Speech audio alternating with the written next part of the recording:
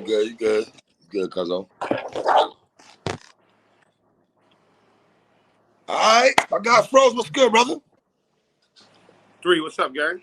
Shit, I can't call it. Yo, let me ask you a quick out the gate, man. When are you and Easy going back to doing this podcast? When is this podcast? We're shooting today. Oh, you shooting today? We're shooting our first episode today. Yep. Okay. Is it battle rap related, or is it? Can you give me insight? It's not strictly catered to battle rap. No. Dope. But we do understand that that's relatively where our notoriety comes from. Mm-hmm. So we definitely have to do our due diligence to make sure we cover that for the show, because battle rap culture is what started us off. So it will be battle rap related topics a lot, but it will not be consumed by battle rap. No. Other topics that's going on within culture. Yeah, sure. We'll be talking about regular life shit, all types of things. Yeah. Right. I'm looking forward to that. Is that once a week or what? Say that again, 3. Is that once a week? Yes. Okay, once a week. Yes. We'll be shooting every week, and we'll be dropping an episode every week. Okay, looking forward to that. It's called Take This Walk With Me podcast. Take This Walk With Me podcast. All right. You're the best person to talk to about this. Rare Breed Entertainment 10-year anniversary. You were on the first card, sir. I believe you battled Swave Sever, right? Yes. Do you remember that time?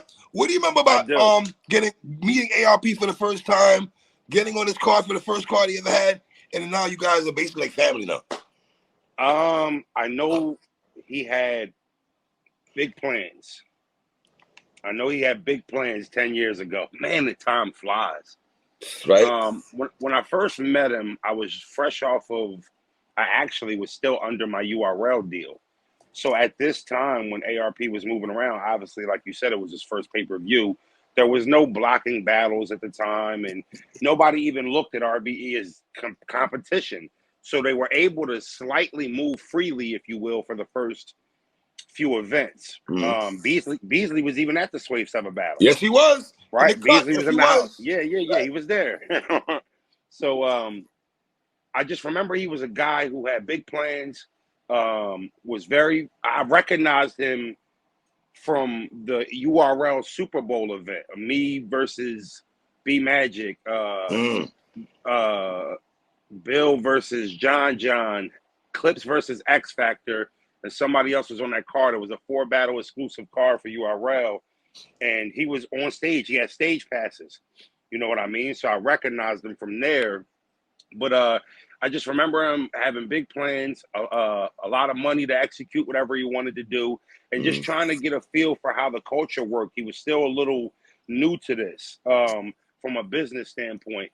But I from the Swave Sever standpoint, I didn't have any expectations for them moving forward after that event. Wow. But we doubled down right after that and did the me versus Shotgun Suge battle, which was a big battle at the time. URL was kind of like about booking it. They said they wanted it, but really didn't.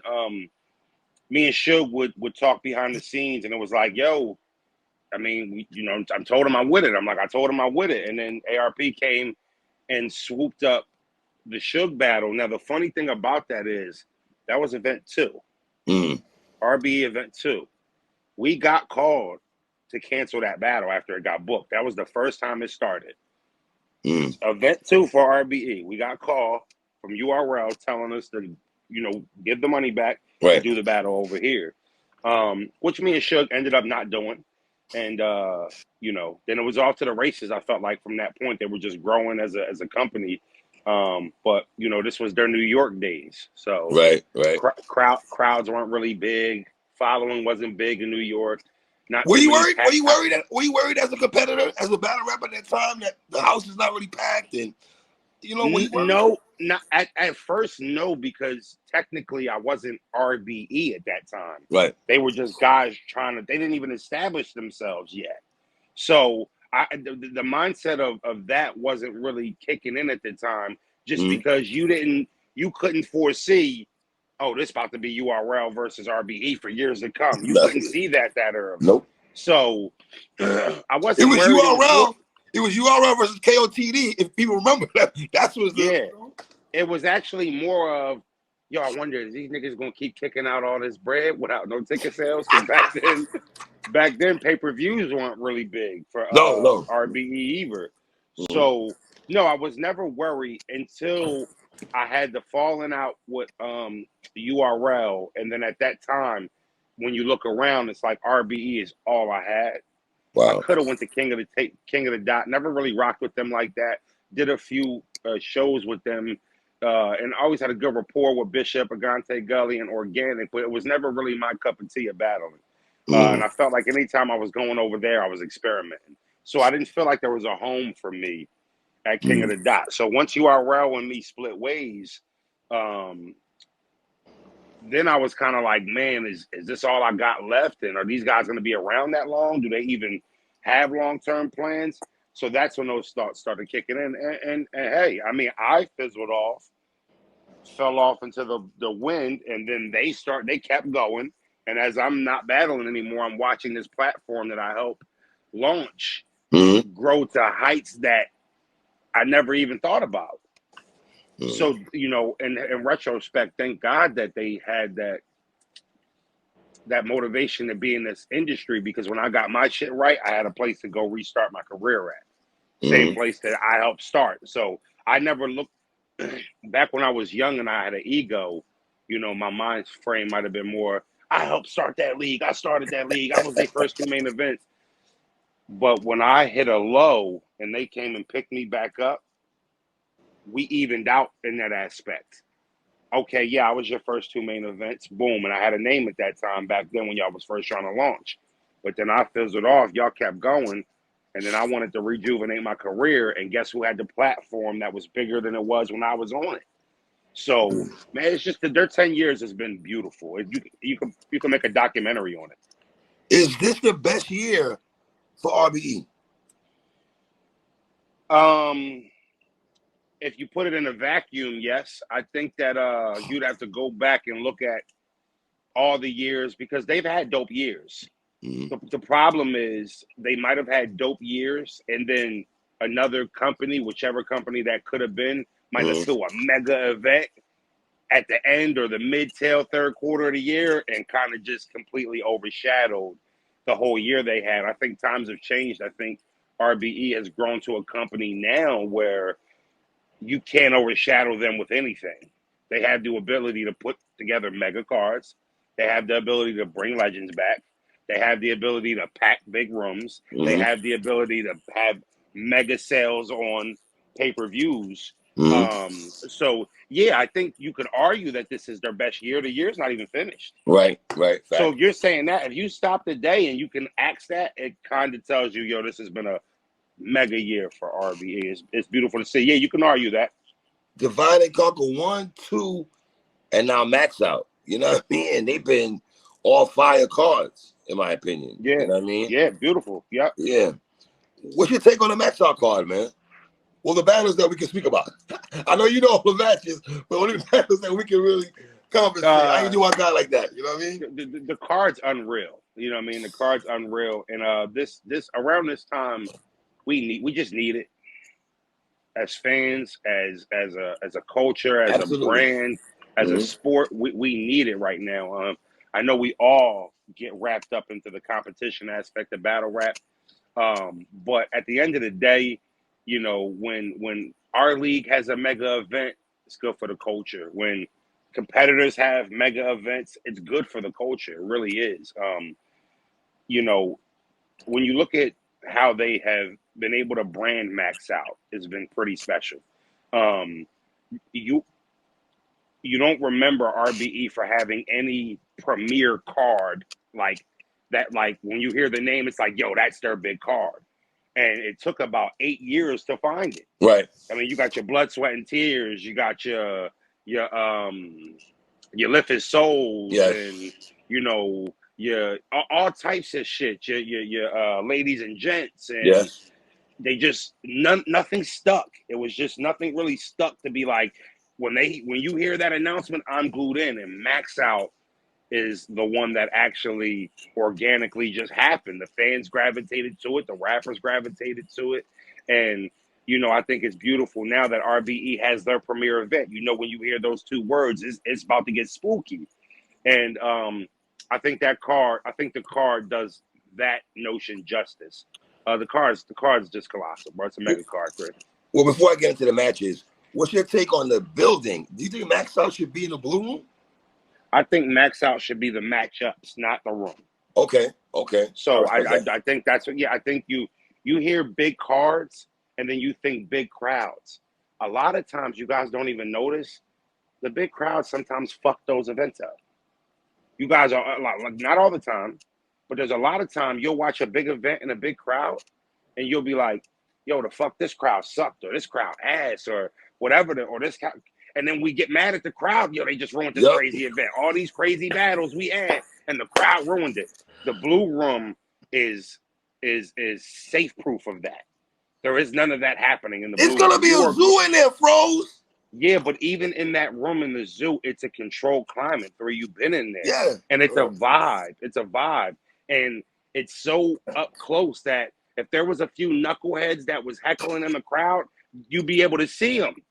Like, yo, get them the fuck out. So it's none of that. It's literally like, we're here to see Hitman versus Will. We're gonna get it in its full capacity, right? And nothing's gonna interrupt, this footage, this dialogue, these bars. That's what the blue room is about. So it ensures that this matchup that you think is gonna be fire, it gives it the best chance to live up to the expectation. So let me get your take on Ill Will, somebody that you battled, and I had you beating Ill Will also. Ill Will and Hitman, talk to me, man. Well, it's just a mega matchup for RBE. It's been in the works for 2 years.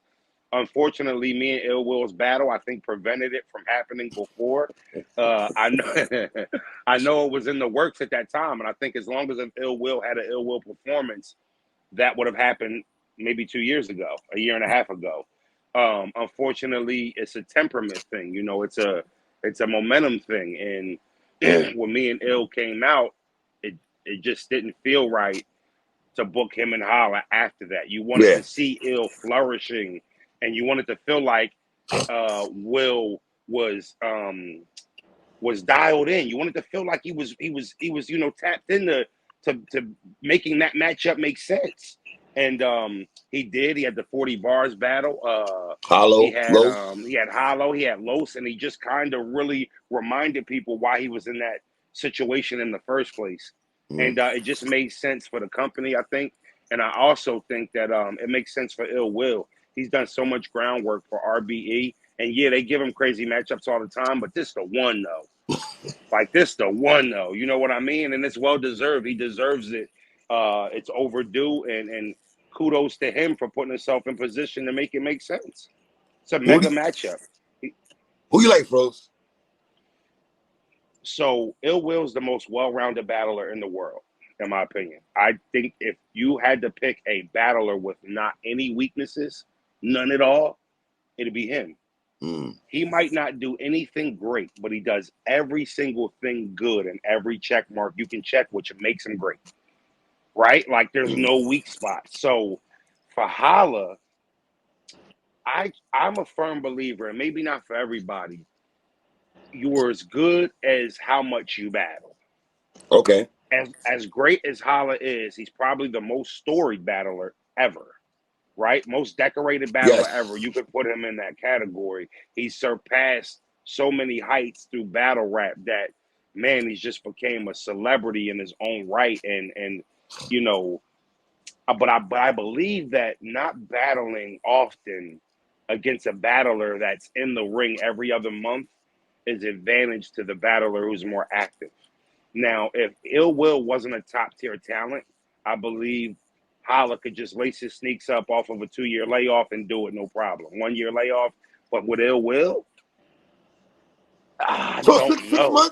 6 months is too long. He battled February. I guess easy. Well, yeah, but then what was his battle before that? Damn, was it Calico? Calico. So we got. I think 3 battles for Holla. And I understand. I fully He's been on understand 3 max outs. His 3rd max out. Oh, he's headlined all 3. Yeah, There's no max right. as of right now. There's no max out with no Holla. So I totally get that part of it. First of all, Holla has more than capable of the skill set of beating Ill Will. Let's be clear here. All right. But you just asked me who I thought was going to win. I going into the battle, I have a slight edge for Will. Me too. And if you ask me what the difference was, I would say activity. Activity. Okay. Any concern that Holla has a big... I told ARP this yesterday. And you're a battle rapper. You educate me on this. I felt that Hitman's coming into this battle with a chip on his shoulder, Frozen. Let me tell you why. The loss to Easy, right? Yeah. There's polls out here that got Ill Will 80% over Holla. Yeah. And Verb was on the card also. So it's like, is that extra motivation for Holla? Well, people don't understand that if there's 300 people in that building, 170 of them would be from St. Louis. Let's just be clear here. The St. Louis dudes don't nobody roll like them. Let me be clear here.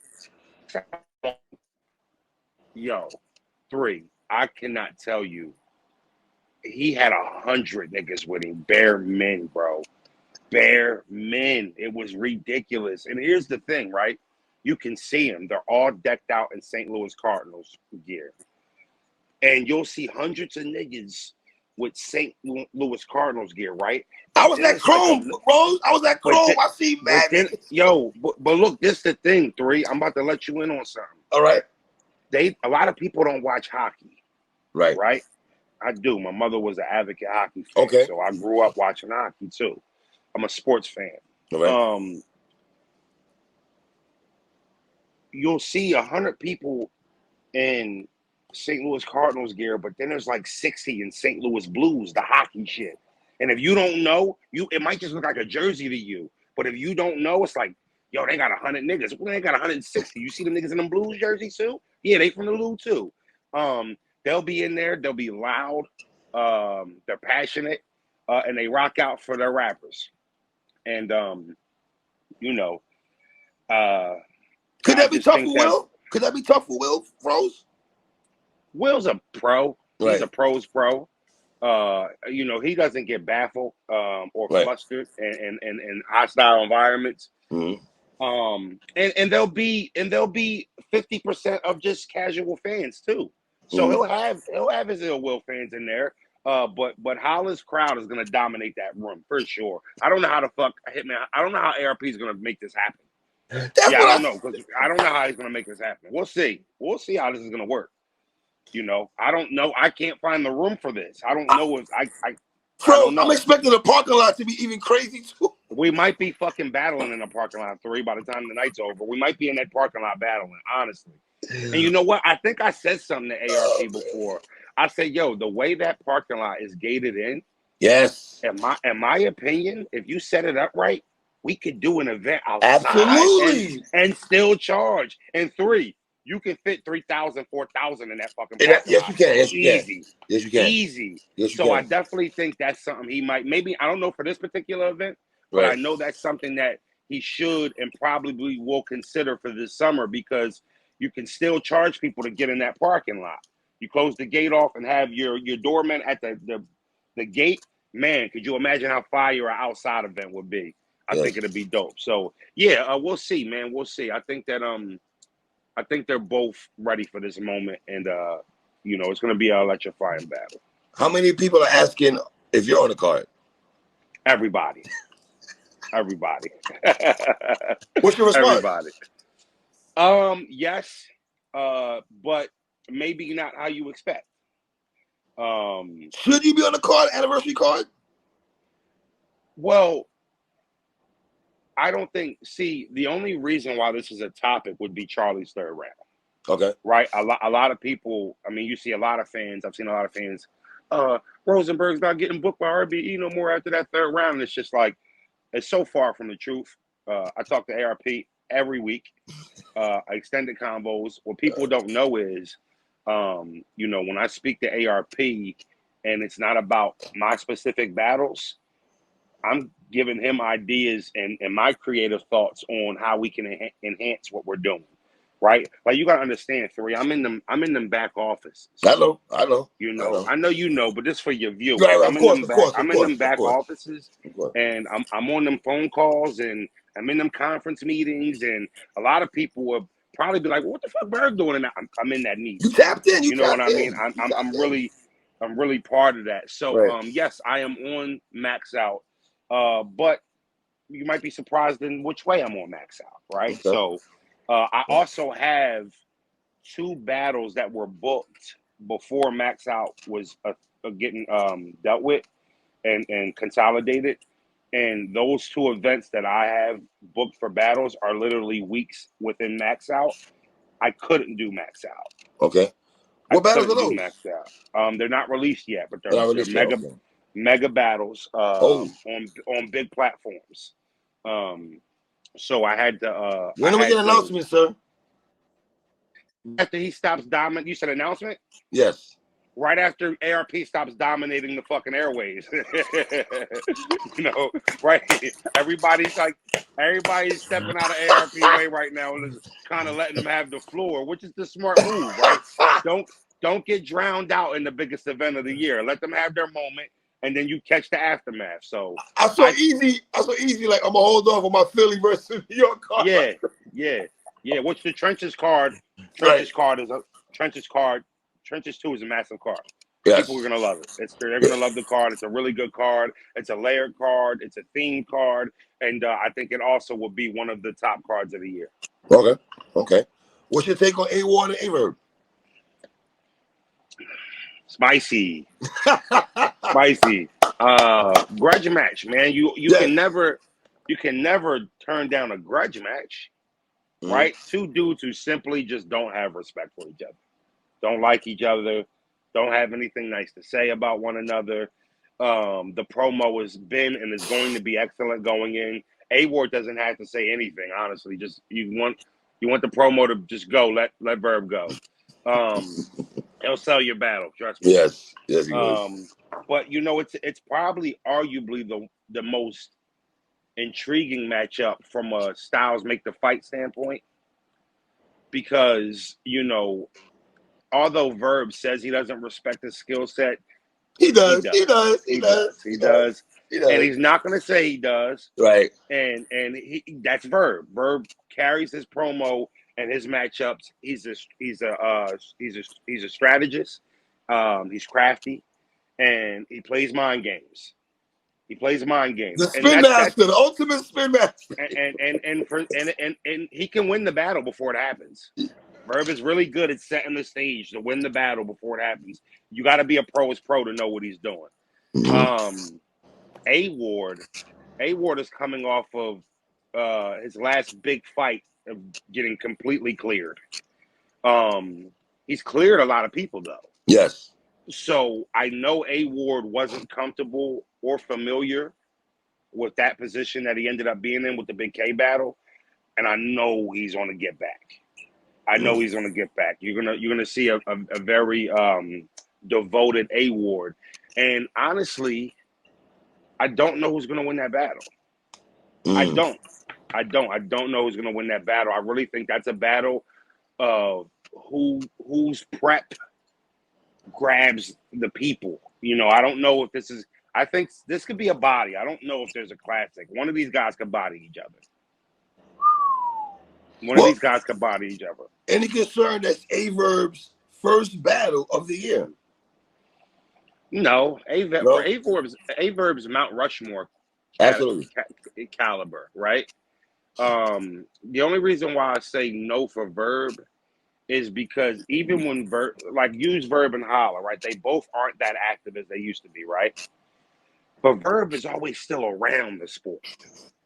He's still in everything. Like, Holla, a nigga gotta piss Holla off, say some dumb shit he don't like, or he got something going on to jump back in the battle rap algorithms. That's Holla. Right? That's Holla. So he won't show up for nothing unless it got something to do with him or one of his homies, which I respect. He's got to the level where he can do that. Verb, no. Verb's outside.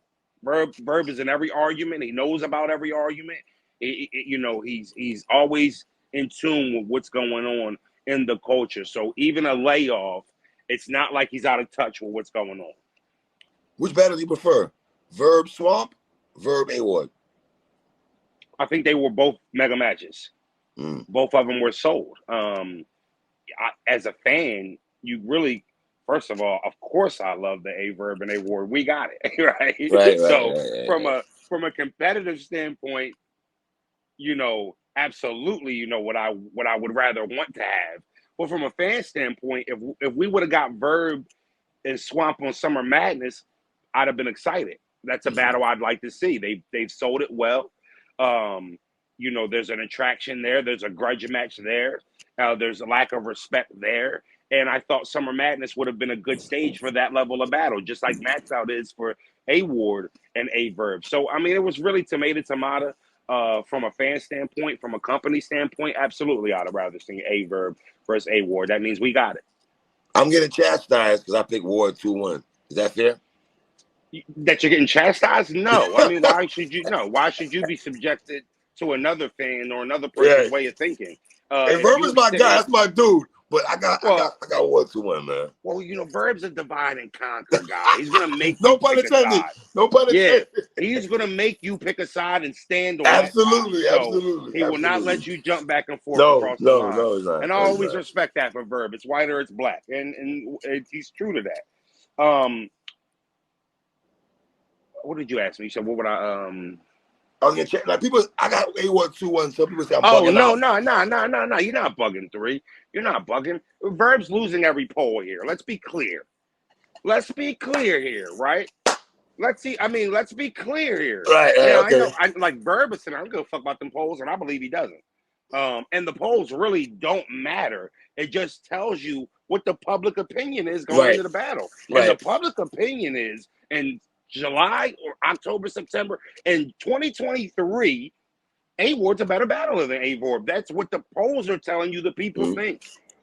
So, you're not crazy for going with the popular opinion. The popular opinion is Verb getting his ass whooped.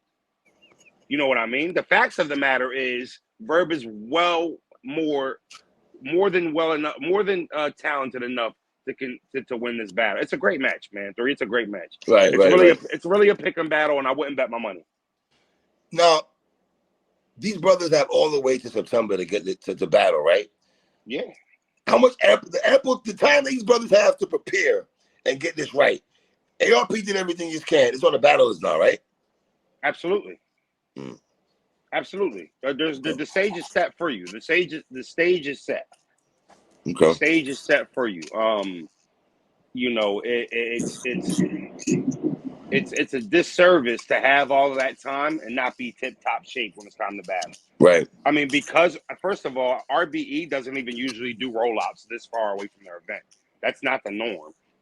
6, 7, 8 weeks out from an event, ARP don't play that. So he believes that your card could get drowned out for the time in between it happens. So if you announce it too early, it can actually hurt the card. Too much time in between the announcements. But for this particular card, I think it's needed, it's justifiable, and that's the way it should be. Because these battles have so much stake on them that you want to see an A1 Hitman and an A1 Will. You want to see A-Verb tip-top shape versus A-Ward tip-top shape. No fault. Absolutely. And the 7 and 8 and 9 weeks that these brothers have to prepare should ensure that we're getting everybody's A game. Yeah, man. That's my. What's up with you and Tay Roc? I feel like once a year y'all always have a back and forth. I don't know. When I see Tay Roc, it's never the energy that he has on Twitter, right? And it confuses me. I seen him at the Battle Academy barbecue. Okay. In Philly, he was in the event. I went to the bathroom. I came out, and I saw him speaking to my brother. They were over off in the corner talking.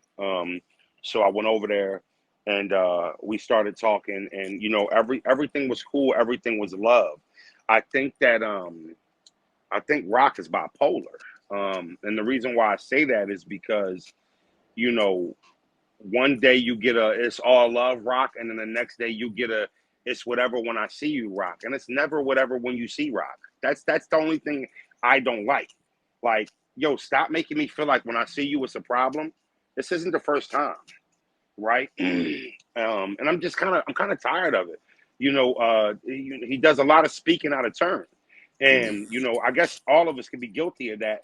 But if I'm professing my support, my love for the league that I'm on, I see him do all that all the